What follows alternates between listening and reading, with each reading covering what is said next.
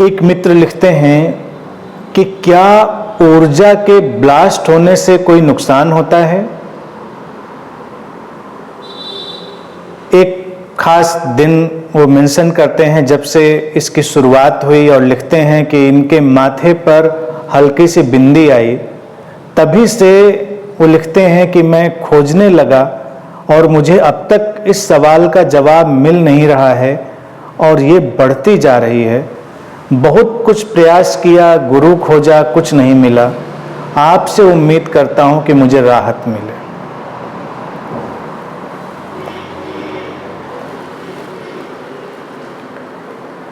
ऐसी राहत के लिए तो तुमको अनंत आना चाहिए, क्योंकि तुम जो उम्मीद कर रहे हो वो तुमको घर बैठे नहीं मिलेगा।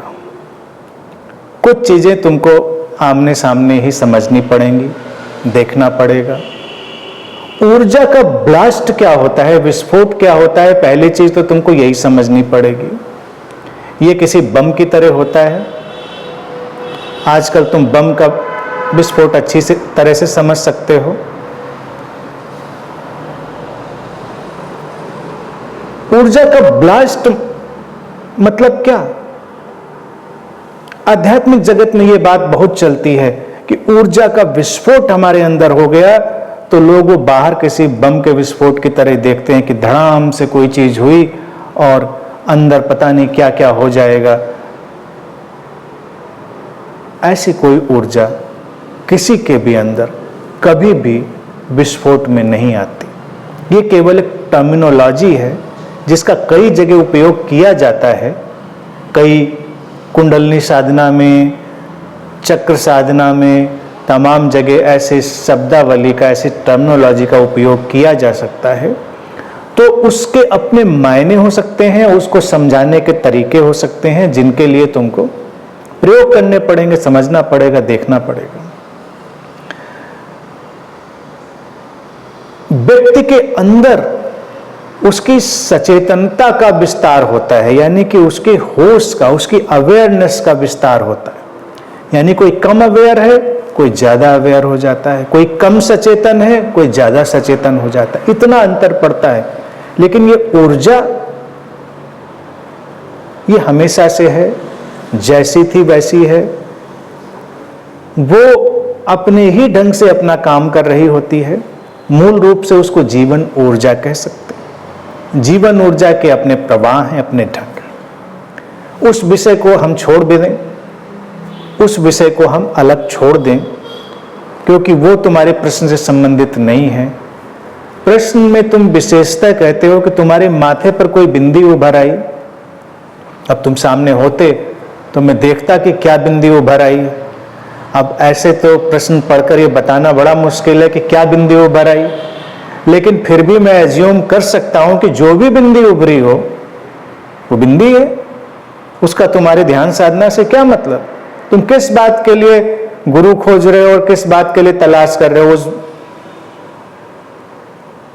बिंदी में क्या रहस्य है, तुम उसकी तलाश कर रहे हो। क्योंकि तुमने शायद कहीं पढ़ा होगा कि तीसरी आंख खुल जाती है ऊर्जा के विस्फोट से।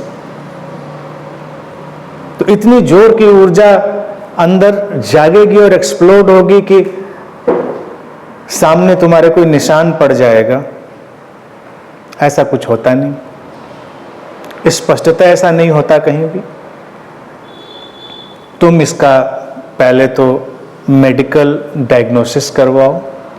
जो कुछ भी समस्या आई हो तुम्हारे फोरहेड में, तुम्हारे स्किन में, उसको तुम अपने चिकित्सक से परामर्श करके समझो, समझने की कोशिश करो। कई बार चीजों को रहस्यमय बनाते बनाते लोग बड़ी मुश्किल में पड़ जाते हैं। कोई डर्मेटोलॉजिकल कंडीशन हो सकती है, या वो न्यूरोसाइकेट्रिक कंडीशन हो सकती है। कई बार गहरे डिप्रेशन में व्यक्ति जाता है तो उसकी स्किन डार्क होने लगती है और कई तरह के पिगमेंटेशन भी उभर आते। कई बार पूरी स्किन डार्क हो जाती, कई बार पर्टिकुलर एरिया पे पिगमेंटेशन हो जाता। अब पिगमेंटेशन का इलाज तो हम डर्मेटोलॉजिस्ट से करेंगे, यानी स्किन के डॉक्टर से करेंगे, लेकिन ये कंडीशन साइकेट्रिक भी हो सकती है। तो तुमको जब मनोचिकित्सक से परामर्श करके उसका निदान करना होगा, तभी वो हल होगी। तमाम तरह की जो समस्याएं हैं वो ऐसी होती हैं।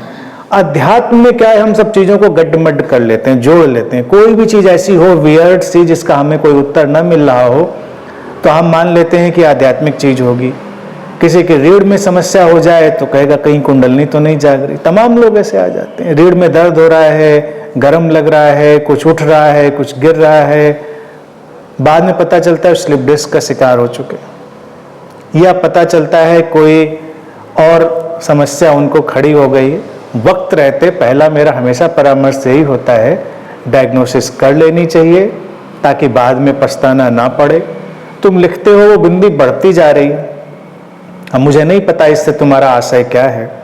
मैं तो प्रश्न को जितना समझ पा रहा हूँ एज्यूम करके उसी का उत्तर दे रहा हूँ।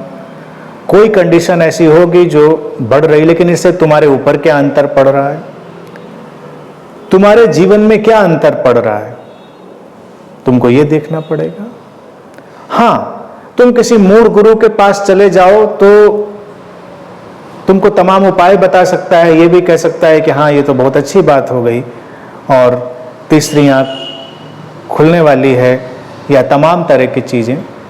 लेकिन मुद्दा हमेशा यही है कि उससे तुम्हारे जीवन में कोई मूलभूत अंतर आता है या नहीं आता है, ये चीज मायने रखती है। ये तुम्हें देखना पड़ेगा। या कोई समस्या तो नहीं तुम्हारे जीवन में बढ़ रही है, घट रही है।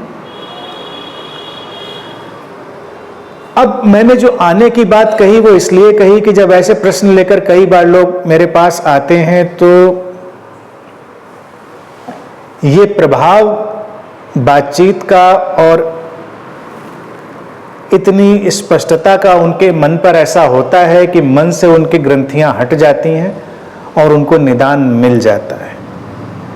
आमने सामने देखने पर किसी भी व्यक्ति की पूरी भाव भंगिमा, उसकी बॉडी लैंग्वेज, उसके अपीयरेंस से सारी चीजें साफ हो जाती हैं कि ये क्या कंडीशन हो सकती है, उसके जीवन में कैसी अवस्था इस समय है, ये सब व्यक्ति को देखने से एहसास होने लगता है। तो ये उसके हित में हो सकता है, तो तुम्हारे भी हित में मैं समझता हूं ये चीज हो सकती है।